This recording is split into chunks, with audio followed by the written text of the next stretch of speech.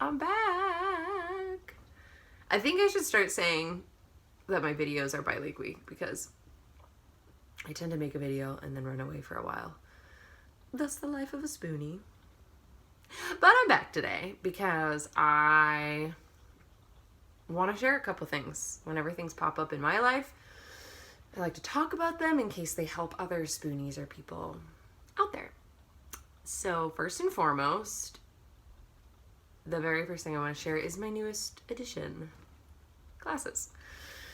I made a video recently about strange symptoms where I talked about my right vision, my right eye feeling a little different and off and noticing it when I was driving, but didn't really think much of it. But after talking about it and sharing that video and talking more about it in my community,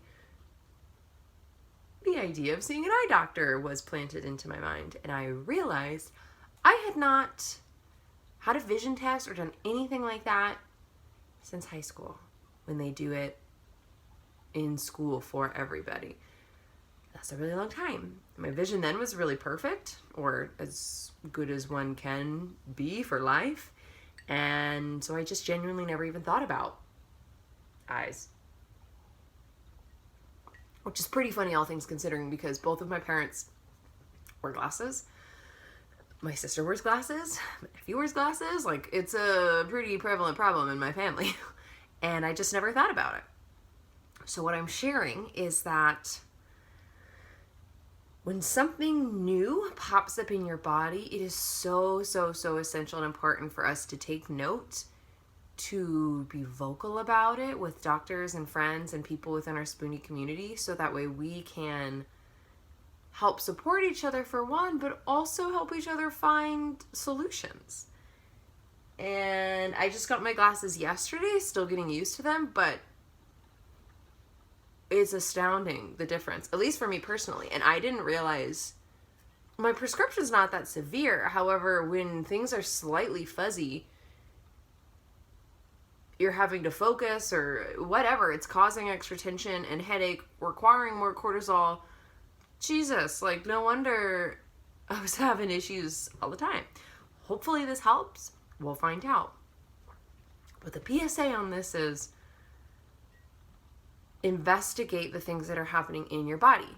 Don't be ashamed or scared, or don't make the mistake I did where I just chalked it up to Addisons. The fatigue, the headache, the pain, the irritability, and like the dryness in my eyes, I just chalked it up to Addisons disease and being a Spoonie, and not really thinking that there was an actual root cause to the problem. There usually is. So be your own detective and have friends help you on the way.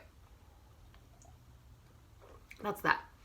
The second thing I want to share is something that happened to me, and as it was happening, I was literally sharing with another Spoonie friend, which, let me rewind real quick. Can I just say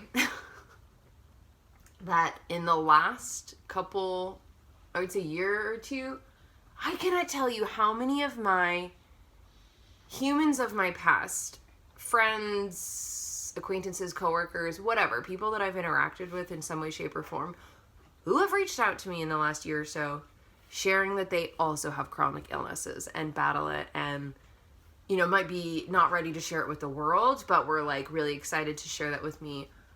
First off, it's nuts to me how many people have chronic illnesses, and it's still not just 100% talked about or normal or even understood, even though we don't really understand. I'm sorry, I could go on this for a really long time. Anyway, it's really cool, and I'm here and you're here, and let's be a space and hold the space for all the people of the world with chronic illness, and know, come on over, be my friend, let's talk, because it's nice to have friends who get it. Okay, back to the other thing. Emergency stashes of medication and taking medicine everywhere you go. Do that, because that's a big deal.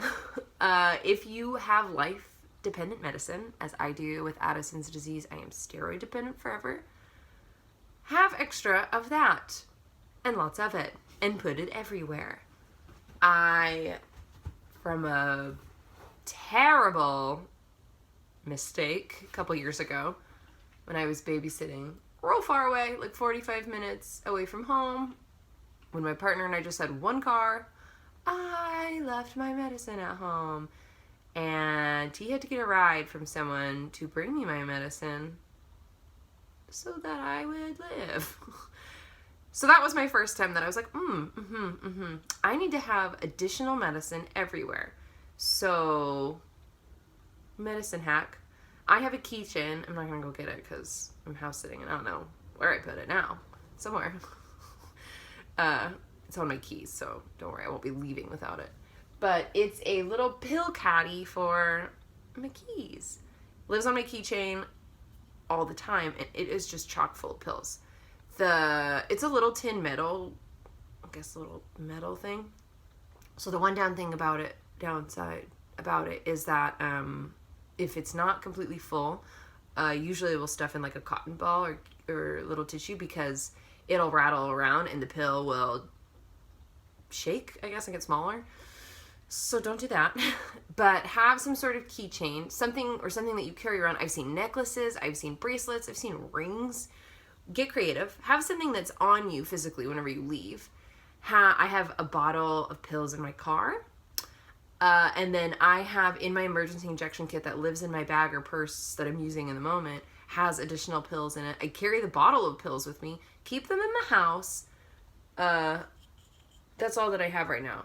Highly recommend it. It's great just to have medicine everywhere so you don't miss a dose. Or you can stress dose if necessary, or whatever your medication situation is, just have extra. Now have extra for an emergency because sometimes life happens and your insurance won't refill or you run out of insurance, which is what happened for a hot minute. All is well now, but thank God for emergency medicine. Oh, there was a third thing, but the brain left it in the brain. Yep, just have extra medicine. It's great. Because if something happens and you can... Oh, or if the manufacturers, like, stop producing all of a sudden. Like, remember, I made a video a while ago, there was a hot minute where if you are a fellow Addisonian, the manufacturers of Teva stopped for a while. And so the only way to get flutocortisone was through impacts. And it's like, if you live on one medicine... And P.S., like, it's not... Y'all know, but you can't just switch from one brand to another and have no ramifications, especially if you have food intolerances or sensitivities, because we all know pills are loaded with everything and anything, so that's real fun. That's what I got to say about that. So listen to your body, investigate, talk about it, and have some extra pills, because when in doubt, you got extra pills around, and that's pretty great. Thank you guys so much for your patience, and I really appreciate this community is growing. Everyone is just sending the nicest, sweetest things, and I really love hearing from you all, and I'm so grateful that you are so understanding of how slow it is for me to get to everyone sometimes. But I promise, if you write me, I will get back. I always do. It's just maybe like a week or two.